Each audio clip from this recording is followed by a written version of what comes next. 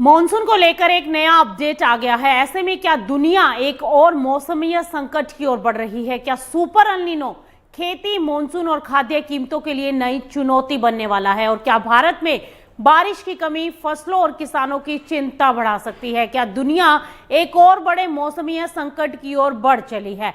ऐसे में क्या सुपर एल नीनो खेती, मॉनसून और खाद्य कीमतों के लिए नई चुनौती बनने वाला है? और क्या भारत में बारिश की कमी फसलों और किसानों की चिंता बढ़ा सकती है? आपको बता दें, एक नया अपडेट निकल कर आ रहा है और दुनिया के मौसम को लेकर बड़ी चेतावनी दी गई है।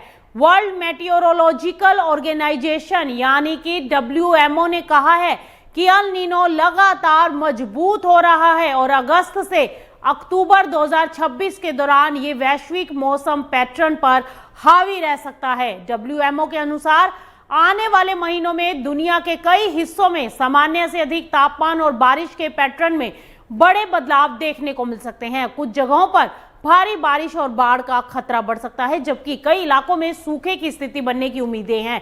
रिपोर्ट के अनुसार प्रशांत महासागर में समुद्र की सतह का तापमान तेजी से बढ़ चला है और एल नीनो की तीव्रता मजबूत स्तर तक पहुंच सकती है। और इसके साथ ही पॉजिटिव इंडियन ओशन डाइपोल यानी IOD बनने की संभावनाएं भी जताई गई है।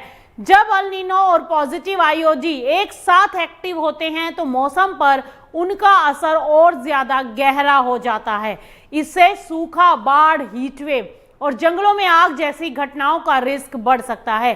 WMO ने सरकारों, राहत एजेंसियों और कृषि क्षेत्र और स्वास्थ्य संस्थानों को पहले से ही तैयार रहने की सलाह दे दी है। संयुक्त राष्ट्र महासचिव ने भी एल नीनो को लेकर गंभीर चेतावनी जताई है। उन्होंने कहा है कि एल नीनो अब सिर्फ आने वाला खतरा नहीं है, बल्कि इसका असर शुरू हो चुका है और ये पहले से गर्म होती धरती पर ज्यादा दबाव डाल रहा है। अब बात करते हैं भारत की। WMO के अनुमान के मुताबिक भारतीय उपमहाद्वीप में अगस्त से अक्टूबर के दौरान सामान्य से कम बारिश होने की संभावनाएं हैं, यानी मॉनसून के दूसरे हिस्से में वर्षों का वितरण कमजोर पड़ सकता है। और अगर ऐसा हुआ तो धान, मक्का, सोयाबीन, कपास और दालों जैसी खरीफ फसलों पर असर पड़ेगा। कम बारिश की स्थिति में मिट्टी की नमी घटेगी और फसलों की बढ़वार इससे प्रभावित हो सकती है। विशेष रूप से उन सेक्टर्स में चिंता बढ़ सकती है जहां खेती अभी भी वर्षा पर निर्भर है। और इसके अलावा तापमान सामान्य से ज्यादा रहने की संभावना कृषि उत्पादन लागत को भी बढ़ा सकती है। सिंचाई की जरूरत इससे बढ़ सकती है और जलाशयों के स्तर पर भी दबाव देखने को मिल सकता है। कमोडिटी बाजार के नजरिए से देखें तो एल नीनो का असर सिर्फ भारत तक सीमित नहीं रहेगा।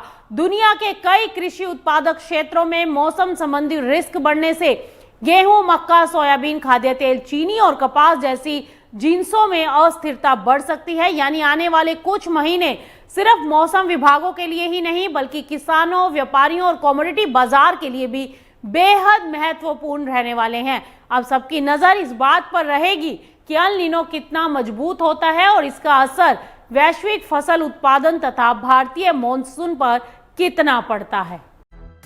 मार्केट से जुड़ी हर बड़ी खबर सबसे पहले पाने के लिए अभी फॉलो करें मार्केट टाइम्स टीवी को, स्मार्ट इन्वेस्टर्स का trusted platform market times TV.